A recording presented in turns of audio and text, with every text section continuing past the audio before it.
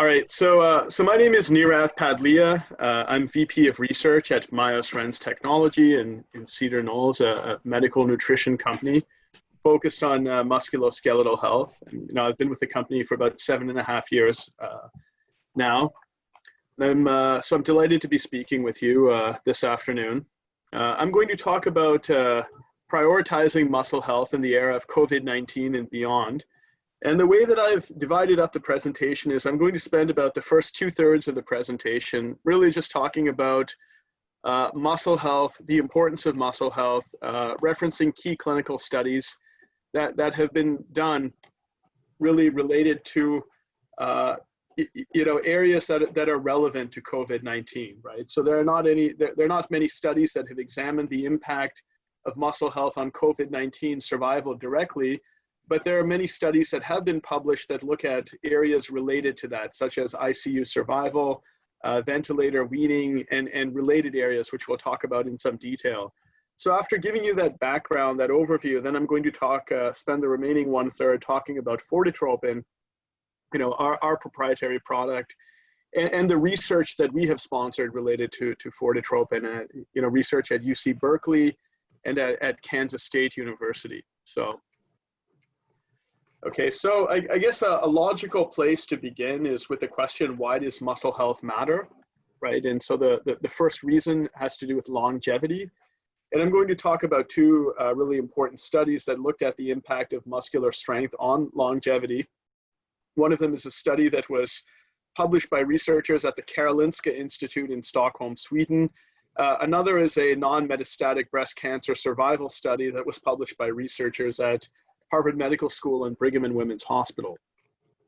Another area that's really important has to do with quality of life. So, think about all of the activities, right, that you and your patients enjoy doing outside of work, whether we're talking about golf, tennis, dancing, or biking.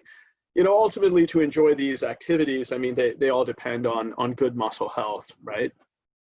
Another reason has to do with bone health. And so the first is that there is extensive biochemical crosstalk between muscle and bone. So, muscle, for example, produces and secretes insulin growth factor 1, fibroblast growth factor 2, and SPARC, and these proteins are very important for bone homeostasis. And the other aspect that's very important has to do with biomechanical interactions between muscle and bone. So muscle exerts mechanical loading forces against bone, and those mechanical loading forces are very important for bone in terms of being able to maintain its form, its shape, and its density. And that's talked about in this paper by Chin that I cited. Energy metabolism is another aspect. So given that muscle is the primary glucose metabolizing engine of the body, it's not really surprising, right, that reduced muscle mass is associated with type 2 diabetes risk. And this is a paper from a large group in South Korea that reported that people with low muscle mass that were non-diabetic were much more likely to become diabetic when followed over a long period of time. And the other aspect has to do with avoiding injury, right? And so this is a nice paper from the I-Serente study about injury. And so, we rely upon muscle to help us maintain balance. And when our muscle is compromised, when we lose muscle mass, then naturally that leads to compromised balance. And they have shown that in this study, they've reported that leads to significantly increased incidence of falls. So the first study I like to talk about is the study that was done at the Karolinska Institute in Sweden that looks at the impact of muscular strength on mortality in men.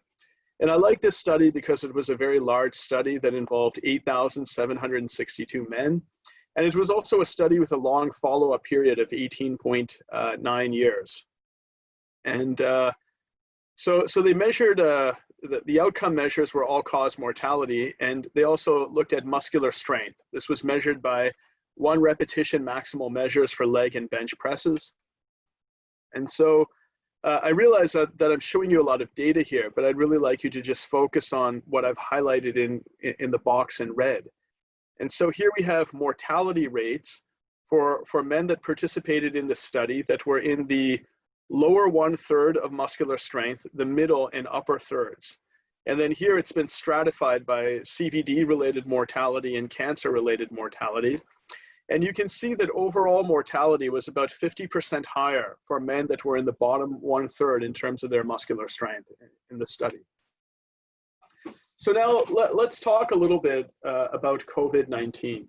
Okay, so this is some data that I'm showing you. On the left-hand side, I'm showing you data from January, February of this year, which I know, given all that we've dealt with the pandemic, it seems like a lifetime ago, right? And here, this is showing you case fatality rates for COVID-19 and how that increased so much as a function of age. And this is data from Hubei province, right? Now, the data is displayed in a slightly different format here on the right-hand side when we look at deaths due to COVID-19 in Italy, right? You can see that here they're showing the number of deaths that were reported by Italy's public health agency on the 17th of March. And you can see that it's heavily weighted towards, people who are over the age of 70. And these are primarily, you can expect that people that are older are going to have less muscle mass and less muscular strength to begin with, although we don't have any body composition data on these patients, but we also know that we could expect that they would have lower muscular strength and many pre-existing conditions, right? Such as type 2 diabetes, high blood pressure, obesity, that really complicate survival due to COVID-19. We see similar trends when it comes to influenza-related survival, right? I mean, this is data from the last flu season, the 2018-2019 flu season. As you can see here, the flu does lead to approximately 500,000 hospitalizations in the United States. And the majority of them involved patients that were older, and along with that, it looks like roughly about 75% of mortalities due to the flu were in older patients. So what do we know about COVID-19 related muscle atrophy? Well, there was this article that was published in Science magazine in April of this year, where they quoted Professor Dale Needham, who is professor of medicine and medical director of the critical care medicine and physical rehabilitation program at Johns Hopkins. And when talking about COVID-19 related muscle atrophy, he wrote, "Those who survive a long period on a ventilator are prone to muscle atrophy and weakness. Now, keeping a critically ill patient moving, raising their arms and legs, and eventually helping them sit up, stand and walk can reduce that weakness and get them off the ventilator faster. But because SARS-CoV-2 is so infectious, bringing rehab specialists into patients' rooms can be a challenge." So we know that, this was published like 4 months ago, 4.5 months ago. We know that since then, as of right now, there are greater than 4 million cases of COVID-19 in the United States, right? And so we know that, helping those patients as physiotherapists such as yourself rebuild and regain muscle is going to be a major challenge for many of these patients, particularly those who are elderly. So as I had told you, right, we don't have specific data on COVID-19 and sarcopenia, on muscle mass, on body composition. But what we do have is we have a lot of data that is related to important aspects that relate to COVID-19, okay? And one of those aspects actually has to do with weaning off of a mechanical ventilator. So I'm sure that all of you remember that back in March of this year, when major lockdowns went into place here in Massachusetts and also in New Jersey, there was great concern about the shortage of ventilators in the United States and whether we would be able to cope with that, right? And at that time, President Trump actually issued an executive order in which he ordered Ford and GM to start manufacturing ventilators. And even Tesla got on board with making ventilators at that time. So this is a study that was published, well before COVID-19 in 2019 at a major academic hospital in Taiwan, where they were looking at the impact of sarcopenia and its influence on the outcome of ventilator weaning. And so here they studied 96 patients that were undergoing mechanical ventilation in the surgical ICU unit of this hospital. Okay, and then what they did was they they collected data on the total psoas muscle area. This was based on CT.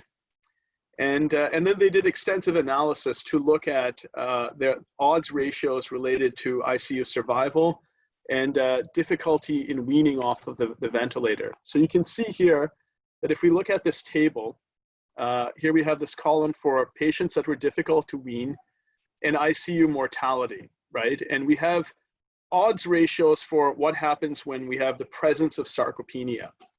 And in the presence of sarcopenia, you can see that the probability of them becoming difficult to wean is 4.767 times higher.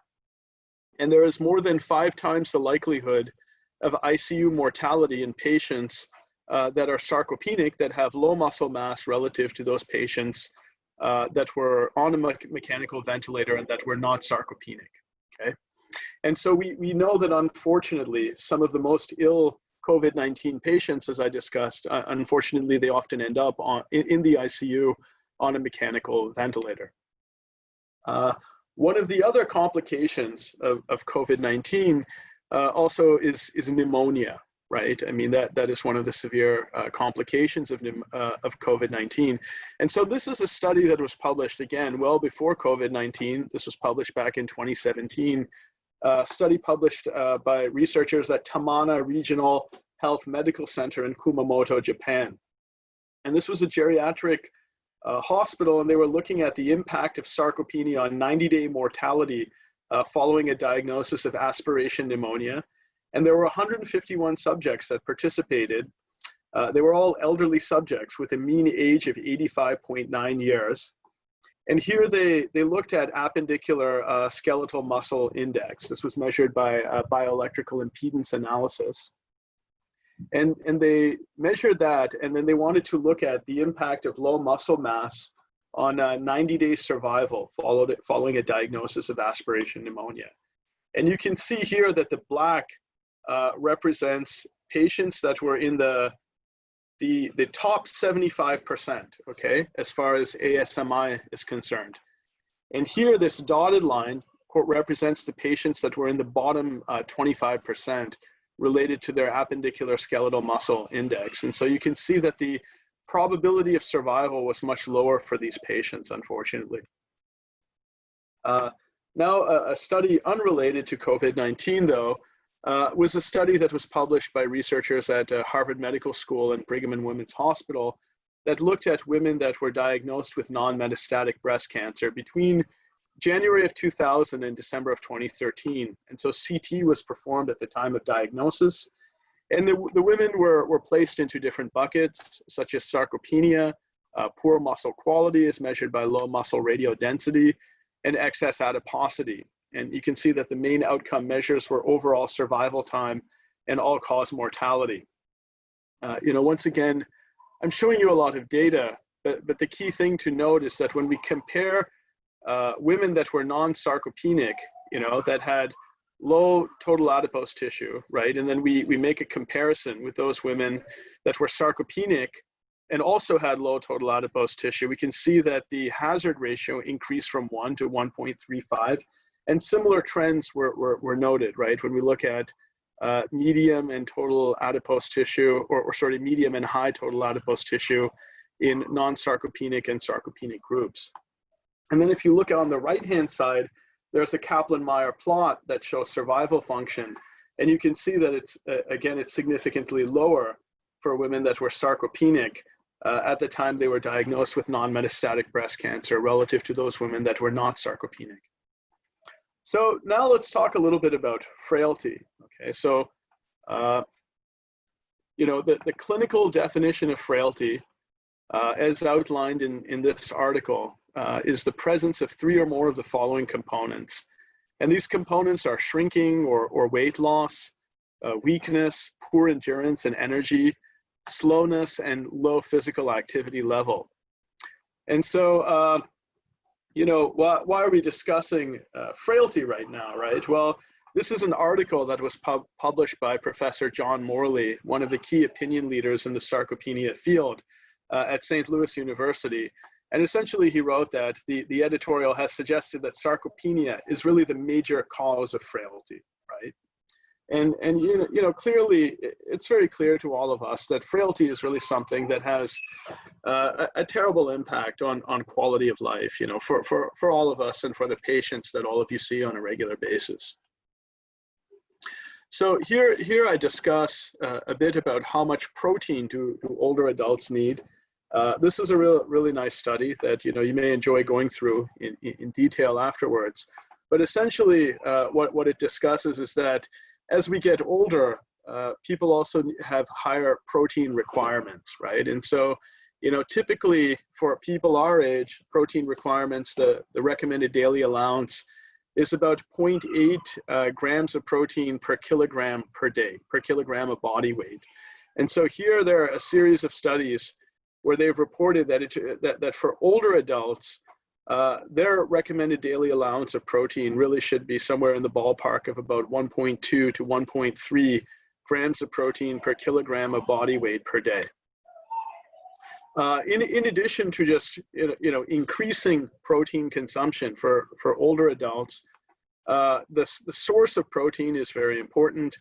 And so that has to do with the leucine content, right? And so there are multiple studies that have reported that you know, greater than 2.5 grams per meal of leucine in older adults really has a restorative impact on muscle protein synthesis.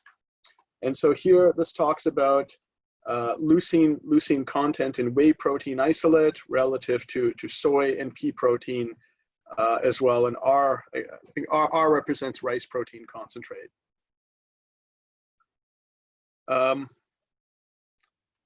This is a study that talked about the importance of protein intake distribution. And so this was a particularly interesting study where they had one group of subjects, right, that consumed their protein very evenly across all 3 meals, you know, so 33, 33, 33. And then there was an uneven group where they consumed the majority of their protein at dinner.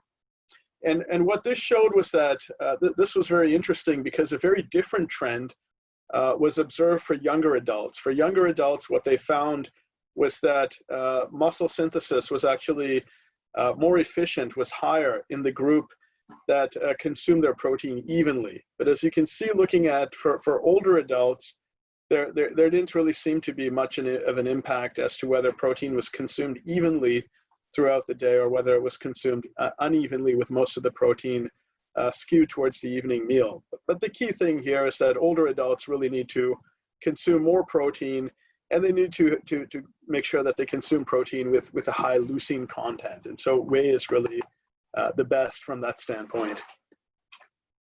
So now I'll shift gears a bit. You know, that's really the first 2/3 or so of the presentation. Now I'm going to talk a little bit about our product, FORTETROPIN, and research that we have sponsored on FORTETROPIN. So FORTETROPIN is a natural product that is made from fertilized chicken egg yolk. Okay, but the product is manufactured using a patented process that was developed by researchers at the German Institute of Food Technologies in Quakenbrück, Germany. And so the idea is that using this patented process, it helps to better retain the natural bioactivity of the proteins, peptides, and lipids that are found to be present within egg yolk, right? And so when eggs are cooked, proteins unfold, they're denatured, and lipids get oxidized. And eating eggs raw, as you know, is very dangerous, right? Due to salmonella, listeria, and so on and so forth. FORTETROPIN has been shown to lead to increases in muscle mass and strength, and to prevent atrophy, to improve recovery. And I'm going to talk about some of that data. It's manufactured in modern state-of-the-art GMP facilities in Germany, and the manufacturing process is covered by 2 issued US patents. You know, one question that always comes up when we talk about FORTETROPIN is the risk of eating eggs on a regular basis, and lipid profile, cardiovascular disease risk, and mortality. So I'd like to talk about this study that was published in January of this year. I know it seems like a lifetime ago, but really only 7 months ago.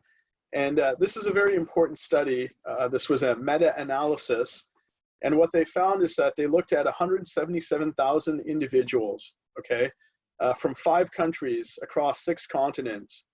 And they reported that they did not find any significant associations between egg intake and blood lipids, mortality, or major CVD events. Now, this is based, though, on consuming 1 egg per day, right? And FORTETROPIN, you know, 1 serving of FORTETROPIN is actually the equivalent of only 2/3 of an egg.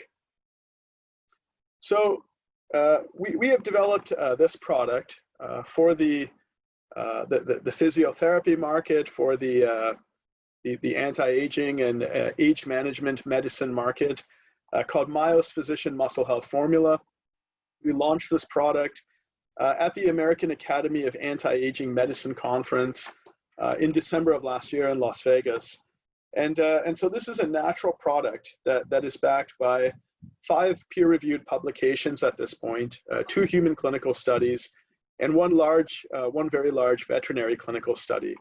The product it's a very simple product. It's comprised of FORTETROPIN, dextrose, and natural vanilla flavoring, and it's about 47 calories per serving.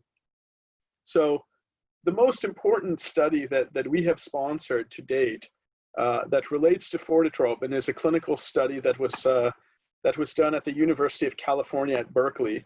The principal investigator was Professor William Evans, you know, one of the key opinion leaders in the sarcopenia field, with about roughly 300 publications to his credit. And so what they did in this study was they wanted to look at the impact of FORTETROPIN on the rate of muscle protein synthesis after 21 days in men and women between 60 to 75 years of age. So this was a randomized, double-blind, placebo-controlled study. There were 10 subjects that received FORTETROPIN, 5 men and 5 women. And there were 10 subjects that received placebo, the cheese powder, right? 5 men, 5 women. And so all of these subjects, they had to consume heavy water, like deuterium oxide, on a daily basis. And so the deuterium oxide essentially was used as a tracer, right? Because the idea is that some of those deuterons will eventually get incorporated into all of the amino acids that are produced throughout the body, and thus the protein. So 21 days after taking their assigned supplement, FORTETROPIN or placebo, and consuming the tracer, the subjects actually had to go for a muscle microbiopsy, right? So they took some muscle tissue during the muscle microbiopsy. They extracted proteins from the muscle tissue, digested those proteins with trypsin, and then analyzed them using high-resolution mass spectrometry. So when you use high-resolution mass spectrometry, you can very accurately quantify how much deuterium is present there. And then the amount of deuterium that's present gives you a direct read on how much stimulation is happening, right, to the muscle protein synthesis. And so they identified a number of proteins, and this is all talked about in detail in this Journal of Gerontology paper, involved in, you know, a number of different functions, such as mitochondrial biogenesis, you know, nuclear proteins, ECM proteins, various cytosolic proteins, and so on and so forth. And what they did find is that if you look at this plot, so we have proteins that are myofibril proteins listed on the x-axis. On the y-axis, the blue bars represent cheese powder, the fractional synthesis rate of the group that received cheese powder, and the orange bar corresponds to those that received FORTETROPIN. And what we found was that the overall magnitude of the increase in the FORTETROPIN supplemented group was about 18% relative to the group that received placebo, okay? Now, we also did another human clinical trial that we sponsored. There's another human clinical trial that was sponsored some time ago at the University of Tampa. And this was a study that involved young subjects between 18 to 21 years of age. They're college students, and we divided them up into 3 groups. So there were 15 subjects that received cheese powder placebo, 15 subjects that received a single dose of FORTETROPIN, 6.6 grams per day, and 15 subjects that received 19.8 grams per day. And so what you can see looking at this is that the subjects that received FORTETROPIN, they experienced roughly about 3-fold the gain in muscle mass relative to the subjects that received the placebo. So the average gain in muscle mass for subjects in the placebo group was 0.6 kilograms over a 12-week period. What we observed was 1.7 and 1.8 kilogram gain in lean body mass in the subjects that received FORTETROPIN, right? And then we see consistent measurements, a trend which is pretty consistent when we look at muscle thickness as measured by ultrasound shown here on the right. Now, we did this study at Kansas State University, and this study, although it was done in dogs, it's very, very relevant to what all of you do. I mean, at Kessler in the area of rehabilitation, right? So we did this study to look at the impact of FORTETROPIN on recovery in dogs that underwent TPLO surgery. So TPLO is the most common veterinary surgical procedure performed in the United States, and it's performed to repair tears of the cranial cruciate ligament, which is analogous to the ACL in humans. So 50 dogs, they receive FORTETROPIN on a daily basis, and 50 dogs received a placebo. And then a series of measurements were made at 0, 8, and 12 weeks, okay? These included thigh circumference, muscle thickness, stance analysis, and blood chemistry. And I will talk about muscle mass and weight-bearing capacity improvements in the next slide. But one important trend also relates to myostatin. So myostatin is a protein that puts the brakes essentially on the growth and development of new muscle tissue. What we observed is that the dogs that received FORTETROPIN, they did not experience a statistically significant change in their serum myostatin levels, but the dogs that received the placebo 8 weeks following surgery experienced an average increase of about 10% in their serum myostatin levels. So here is a table that summarizes thigh circumference data for the FORTETROPIN group and the placebo group, and we also have weight-bearing capacity here. So you can see that the dogs that received FORTETROPIN, they did experience a decrease in their thigh circumference, as shown here, but this decrease was not statistically significant. But when we look at the change in thigh circumference in the placebo group, we can see that the magnitude of change was roughly about 2.5 to 3-fold greater in the groups that received the placebo on the affected and unaffected limb. And this change was statistically significant with p-values of 0.03 and 0.02. Now, let's look at weight-bearing capacity, right? So under ideal circumstances, a dog should be able to distribute its weight evenly across all 4 legs, like roughly 25% of its weight should be distributed, placed on each leg, right? Now, after undergoing surgery, at the time of surgery, the amount of weight that can be placed is going to be very low. And then as you would expect, it's going to increase 8 weeks following surgery.